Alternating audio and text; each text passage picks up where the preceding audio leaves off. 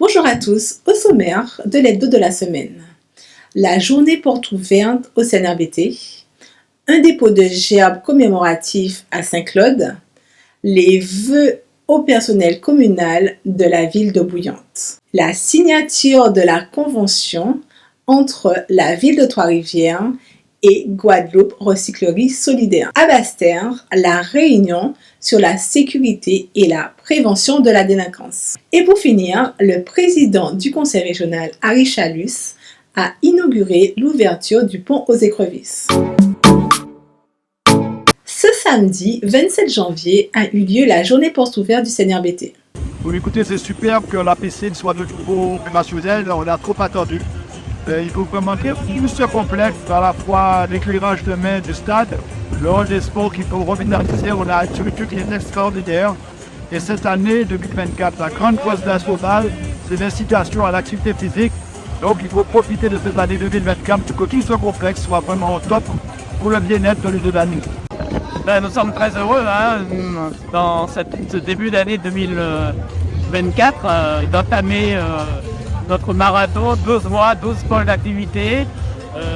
Une activité, un temps fort chaque mois. Aujourd'hui, c'est la journée porte ouverte. On terminera le samedi 14 décembre avec la soirée du 47e anniversaire. Le cercle national Jean Basse-Terre, c'est 20 pôles d'activité, c'est 10 disciplines, c'est 1500 familles de tout le sud Basse-Terre. Et aujourd'hui, nous sommes très heureux de vous accueillir et nous espérons que ce sera encore le cas toute l'année. Depuis le 6 novembre, nous sommes retournés à la piscine. Nous continuons en mer depuis 6 ans. Voilà, nous sommes sur les deux pôles. Natation, sauvetage, secourisme, sport de santé, sport de forme, sport de bien-être. Des bébés nageurs aux seniors, personnes porteuses d'handicap comme personnes valides. Voilà, il y en a pour tous les groupes, pour toutes les couleurs. Vous êtes les bienvenus et on vous attend tous les jours du 1er janvier au 31 décembre. Le comité Rimini-Souta à Saint-Claude a fêté le 55e anniversaire de la mort de ce dernier. Et aujourd'hui, nous y sommes et nous tenons toujours à y être. Et aussi, l'œuvre du comité Rimini-Souta, ça sera de pouvoir parler, faire connaître qui était Rimini-Souta et aussi ouvrir l'histoire à tous ceux et celles qui ne la connaissent pas et qui n'ont pas connu Rimini-Souta. Cela va être le devoir de la présidente et de son comité de pouvoir faire parler et faire jouir la pensée de Rimini-Souta. Jamais on l'oublie. C'est l'objectif prioritaire du comité Rimini-Souta. Ce 29 janvier 1969, où Rimini-Souta a disparu, on a senti que le baobab s'était abattu et laissait un héritage à qui voulait le prendre. Cet héritage culturel et intellectuel, à qui voulait se l'approprier, il le laissait.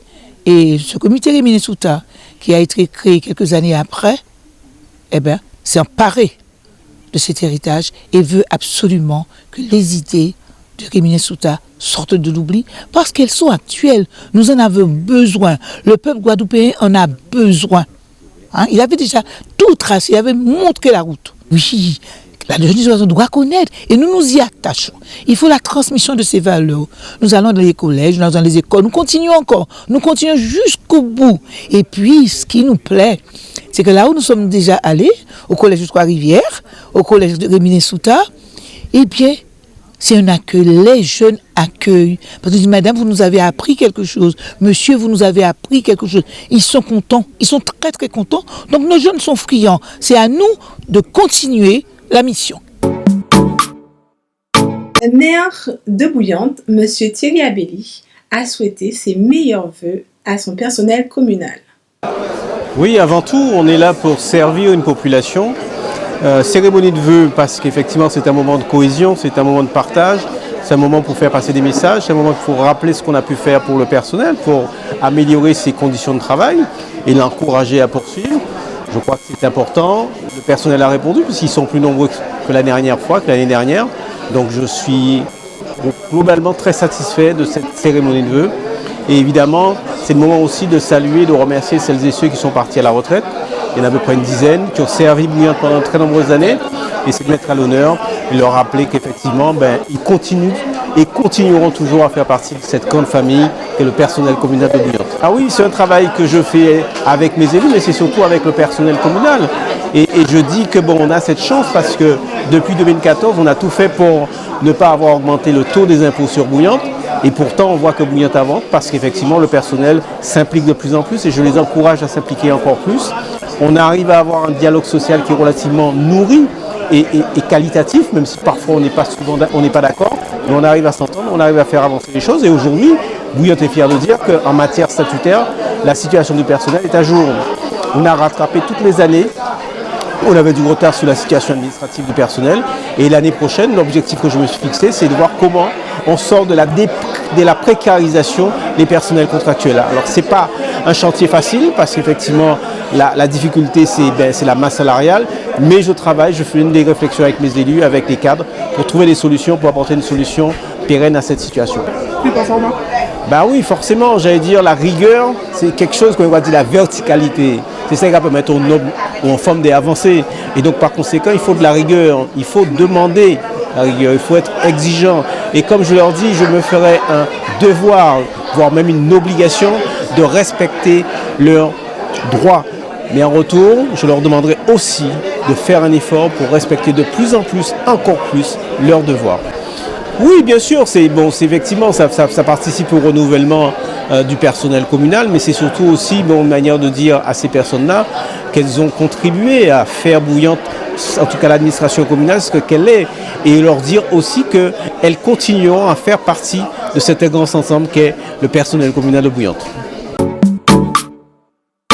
Monsieur Jean-Louis Francisque, le maire de Trois-Rivières, a signé la convention avec Guadeloupe Recyclerie Solidaire concernant la pose de 3 bornes de recyclage de vêtements. Oui, c'est un moment très important puisque nous sommes en train de compléter, d'avancer sur le maillage de la Guadeloupe sur la pose des bornes de collecte textile qui sont des outils très importants pour la population. C'est un service que nous amenons à la population.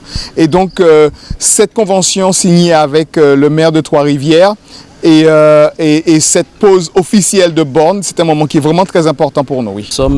Nous sommes avec cette association Guadeloupe Recyclerie Solidaire pour pouvoir poser les bornes qui nous permettront au sein de la collectivité de Trois-Rivières de collecter les linges, les vêtements, les chaussures que les uns et les autres auront décidé de leur offrir une seconde vie.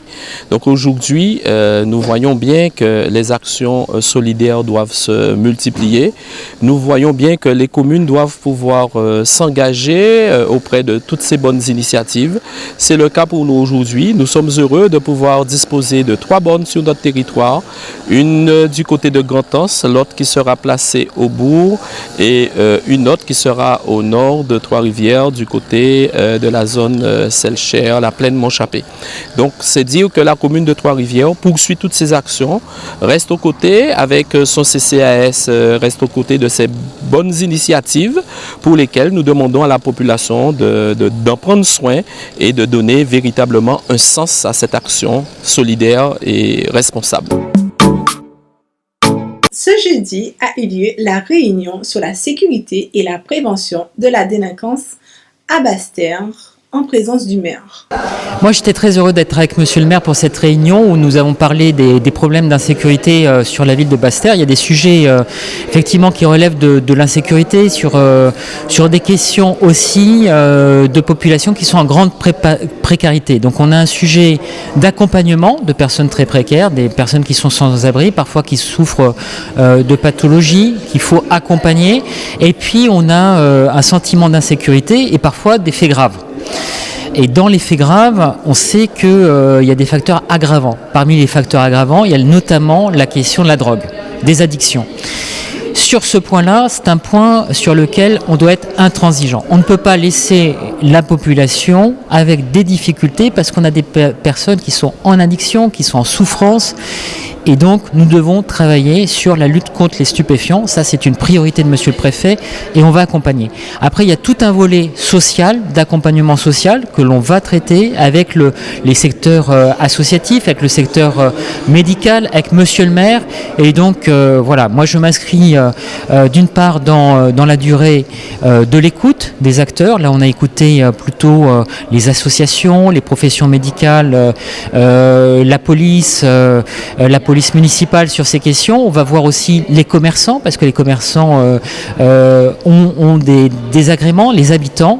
Et je pense que voilà, on est dans une série de réunions pour pouvoir résoudre le problème. Et pour résoudre ce problème, on a besoin d'un travail collectif. Alors j'ai pris l'initiative, en accord avec le directeur de cabinet du préfet, de réunir cette réunion sur la sécurité et la prévention de la délinquance. Ce n'est pas le CLSPD qui se réunit aujourd'hui, puisque le CLSPD, il y a énormément d'associations de prévention. C'est vraiment sur la thématique de la sécurité et de la prévention de la délinquance. Et vous verrez qu'à cette réunion, il y a bien sûr les forces de police, mais il y a également des organismes qui interviennent dans la prévention. Parce qu'on parle bien de prévention de la délinquance et ce n'est pas de la répression. Vous avez l'établissement public de santé mentale qui est présent, vous avez l'ALEFPA, vous avez l'association Sianka, vous avez la Croix-Rouge.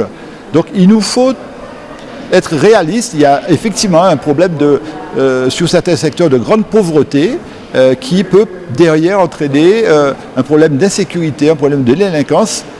J'ai l'ambition de prendre en charge avec l'ensemble des partenaires cette problématique, pas que sur l'angle de la répression, mais aussi sur l'angle de la prévention. Il n'est pas normal, alors que dans d'autres communes c'est le cas, que nous n'ayons pas une structure d'hébergement de nuit pour ces personnes sans abri, qui parfois se retrouvent au bord de la rue, la nuit, à se balader. Je préfère les voir être pris en charge par une structure avec de vrais professionnels tels que l'ALEFPA qui savent faire, comme ça existe par exemple à Pointe-à-Pitre ou aux Abymes. Ce vendredi a eu lieu l'ouverture du pont aux écrevisses, dit pont Matouba, par le président du conseil régional, M. Harry Chalus. Tout à fait, pour nous, mais surtout pour notre population. Car aujourd'hui, on sait que 2 camions de 32 tonnes peuvent passer sur ce pont. Donc, qui a été renforcé. Nous remercions l'entreprise qui a été chercher l'expertise jusqu'en Angleterre pour renforcer. Nous espérons simplement que le provisoire ne restera pas définitif. Néanmoins, aujourd'hui, nous sommes rassurés car notre population peut, en toute quiétude, passer sur ce pont. L'unique pont pour le moment, puisque le pont de Saint-Louis est peut-être en confection ou en conception, mais en tout cas, nous l'attendons également. Aujourd'hui, quand même, une population peut se mouvoir, peut circuler en toute sécurité, ainsi que, oui, les eaux vives, puisque nous avons une clinique dans les hauteurs de Papaye. Nous avons également le monde économique, l'usine Matouba et tous les agriculteurs qui passaient sur ce pont et qui ont dû s'adapter pendant quelques mois afin de pouvoir organiser le transport de leurs marchandises. Aujourd'hui, effectivement, c'est rassurant pour la sécurité de la ville et en fonction, effectivement, de tous les risques que nous pouvons avoir sur notre territoire. Tout à fait, nous veillerons au grain. Néanmoins, M. Chalus vient de le dire, l'a formulé clairement tout à l'heure, qu'il s'engage à pouvoir faire le nécessaire et pérenniser et créer éventuellement un deuxième pont. Mais en tout cas, nous remercions effectivement la région qui a su mettre l'énergie qui va bien afin de pouvoir tout de suite faire le nécessaire pour sécuriser ce pont et le rendre utilisable par tout un chacun. Enfin oui, c'est surtout une satisfaction pour les riverains et pour l'entreprise, il faut le dire, qui se trouve après ce pont, qui a des camions de 32 tonnes qui ne pouvaient plus passer parce que, après les études, c'est que 15 tonnes qui pouvaient traverser le pont. Aujourd'hui, 2 camions de 32 tonnes peuvent se croiser. Cette œuvre, c'est une première en Guadeloupe et peut-être dans la Caraïbe. Pendant 2 ans, nous allons effectivement contrôler, comme je vous expliquais, avec des capteurs qui sont là pour savoir si ça tient. Mais tout de suite, nous avons lancé aussi des études pour reconstruire un nouveau pont. Il y a des milliers de personnes qui habitent de l'autre côté du pont. Il y a aussi la clinique qui est de l'autre côté. On ne peut pas se permettre d'isoler ces personnes de l'autre côté de la Guadeloupe. Donc je tiens à féliciter quand même l'entreprise. Et quand vous regardez un peu cet ouvrage-là, il faut vraiment une technicité importante et aussi les contrôles de route de Guadeloupe. Je vous remercie, passez une bonne semaine et à la semaine prochaine.